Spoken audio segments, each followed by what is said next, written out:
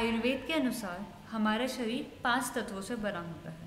पृथ्वी, जल, अग्नि, वायु, आकाश। इन 5 तत्वों से शरीर की धातुओं का निर्माण होता है और इन धातुओं के द्वारा हमारा शरीर बनता है। तो धातु क्या है? स्ट्रक्चरल यूनिट ऑफ बॉडी, जो शरीर का धारण एवं पोषण करे, उसे धातु कहते हैं। अब धातु 7 प्रकार की होती है।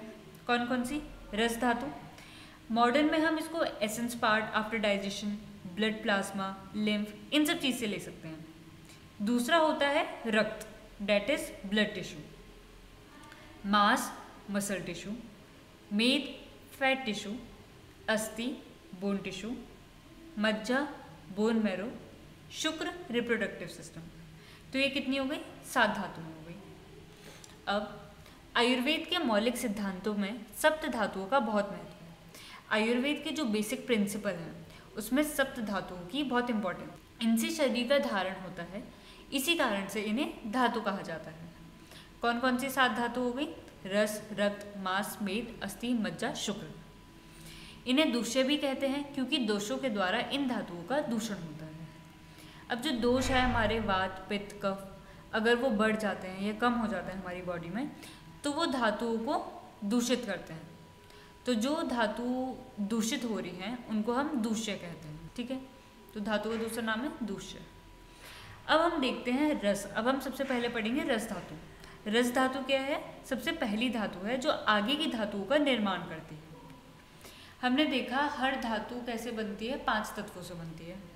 रस धातु में भी ये 5 तत्व होते हैं, पर जिसकी प्रधानता होती है वो वाला कौन सा है? वो है जल। मतलब रस धातु में जल की प्रधानता होती है। अब रस है क्या? वर्ड का मतलब क्या है? इसका मतलब होता है सैप, जूस, लिक्विड। रस वर्ड का मतलब ये होता है।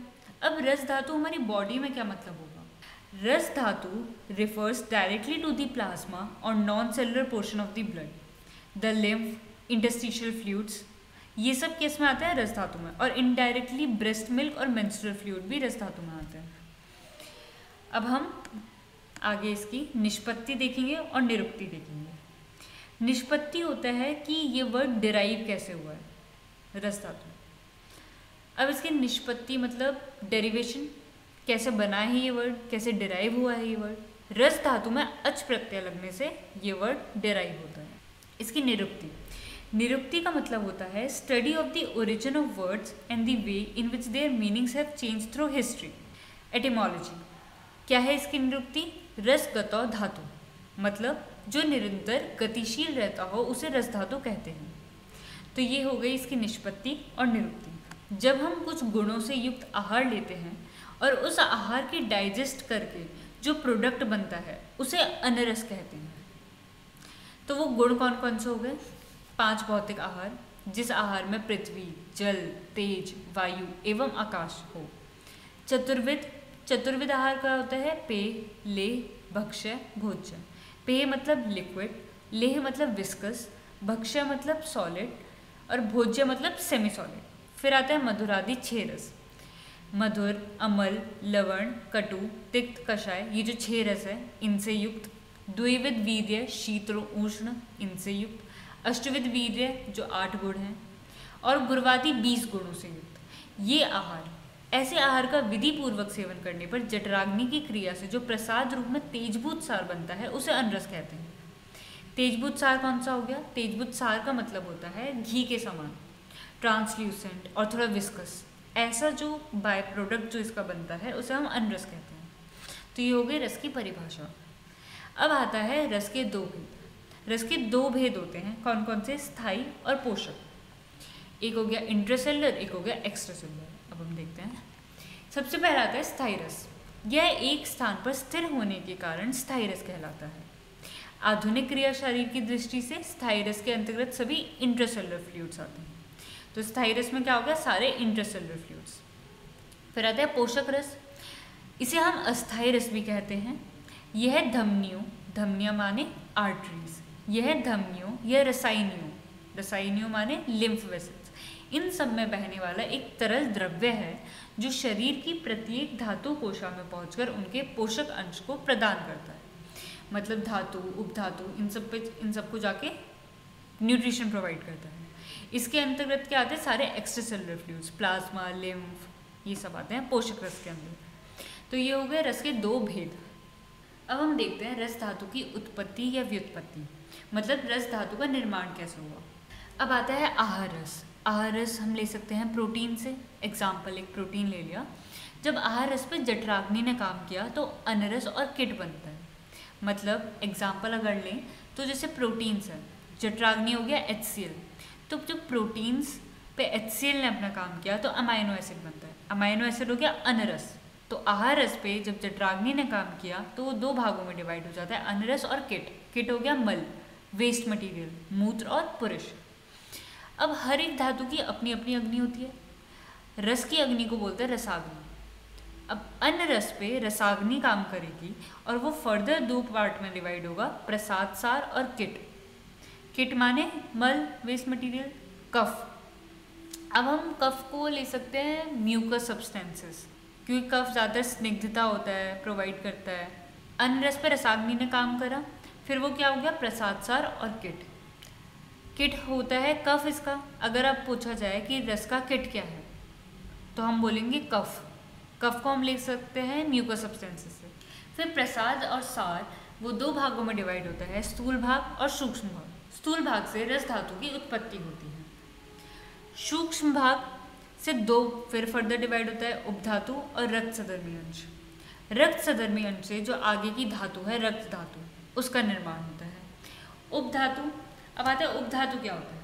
उपधातु आर दी सब टिश्यूज और secondary tissues in the body. They are related to the main dhatu as they derive their nourishment और न्यूट्रिशन फ्रॉम पेरेंट धातु। तो वो होता है उपधातु। Basically it is secondary tissue. तो उपधातु कौन कौन से होती है, स्तन्य और आर्तव। स्तन्य हो गया ब्रेस्ट मिल्क, आर्तव हो गया मेंस्ट्रुअल ब्लड। तो अगर पूछा जाए रस धातु का उपधातु क्या है तो स्तन्य और आर्तव। ये हो गई रस धातु की उत्पत्ति, मतलब रस धातु का निर्माण कैसे हुआ। अब आता है रस धातु के कर्म। रस धातु के फंक्शन क्या है।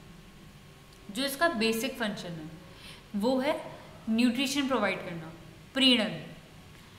अब बाकी इसके फंक्शन क्या आते हैं, तर्प्यति, वर्ध्यति, धार्यति, याप्यति। तर्प्यति क्या होता है, बाल अवस्था, युवा अवस्था, वृद्ध अवस्था में शरीर का तर्पण करना, ये रस का फंक्शन है।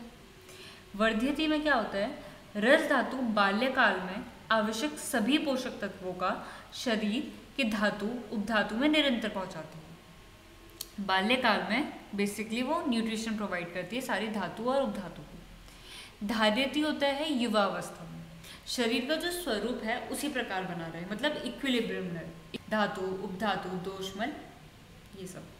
अगला आता है याप्यति। याप्यति होता है वृद्ध अवस्था में, धातु उपधातु दोष एवं मलों का नष्ट होने से बचाना।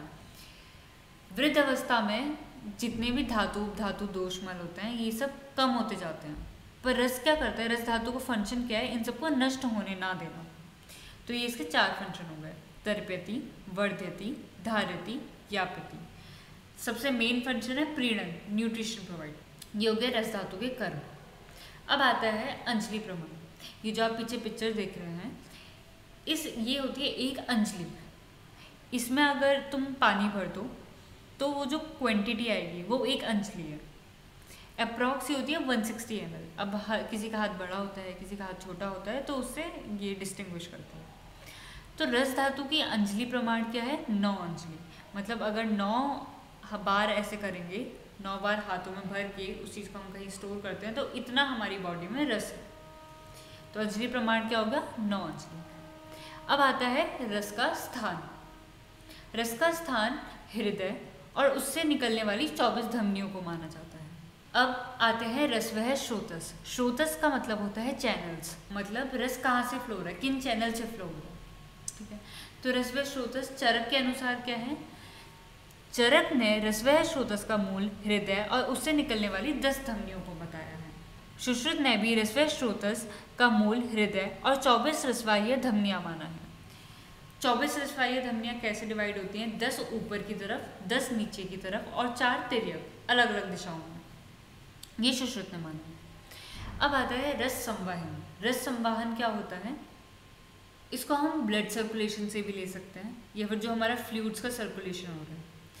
रस और रक्त आपस में मिक्स होते हैं और तब उनका सर्कुलेशन होता है। तो रस संवहन से ब्लड सर्कुलेशन लेना भी मॉडर्न के अनुसार उचित माना जाता है। सह शब्द अर्ची जल संतान। शब्द कैसे होता है, जो हमारी साउंड वेव्स होती हैं वो चारों तरफ जाती हैं। अर्ची बोले तो अग्नि, वो ऊपर की तरफ बढ़ती है। जल क्या होता है, जल की अधोगति होता है, वो ग्रेविटी की वजह से नीचे गिरता है।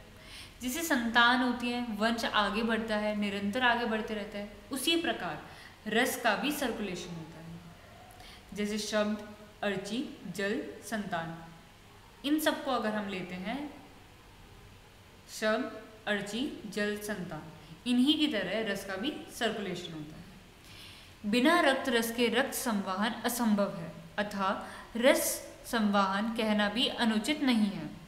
यह ही रस संपूर्ण शरीर में घूमता है, मतलब सारी धातुओं का पोषण करता है। अब हमने देखा है कि वात के 5 भेद होते हैं। वात दोष जो होता है उसके 5 भेद होते हैं। उसमें से एक होती है व्यान वायु, जो पूरे शरीर में होती है और हृदय में उसका स्थान होता है। तो व्यान वायु का मेन रोल होता है पूरा सर्कुलेशन करवाना, उसको हर जगह पहुंचाना, पूरे सर्व शरीर में एक एक जगह रस और रक्त का सर्कुलेशन करवाना। किसका काम है? व्यान वायु का काम है। इस रक्त रस का परिभ्रमण हृदय के संकोच एवं विस्फार से होता है। सिस्टोल और डायस्टोल से होता है सर्कुलेशन। तो ये हो गया रस संवाहन। अगला हम देखते हैं रस क्षय के लक्षण। रस क्षय के लक्षण, रस की कमी हो जाती है तो क्या क्या लक्षण दिखते हैं, ये है वो।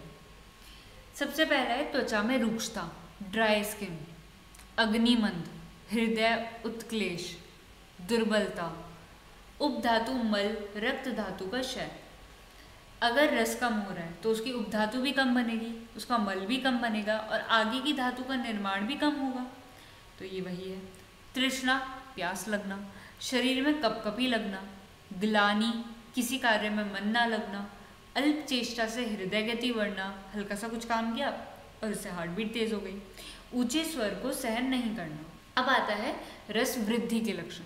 अगर रस हमारी बॉडी में ज़्यादा हो जाता है तो क्या क्या उसके लक्षण होते हैं। सबसे पहला है अरोचक, एनोरेक्सिया, गुरुता, हैवीनेस, शीतता, चिल्स, शरीर का श्वेत वर्ण, वाइट डिस्कलरेशन, आलस्य, लेजीनेस, अग्निसदन, लॉस ऑफ एपेटाइट, श्वास, काश, निद्रा की अधिकता, मतलब रेस्पिरेटरी डिसऑर्डर्स और बहुत नींद आना, ये सब।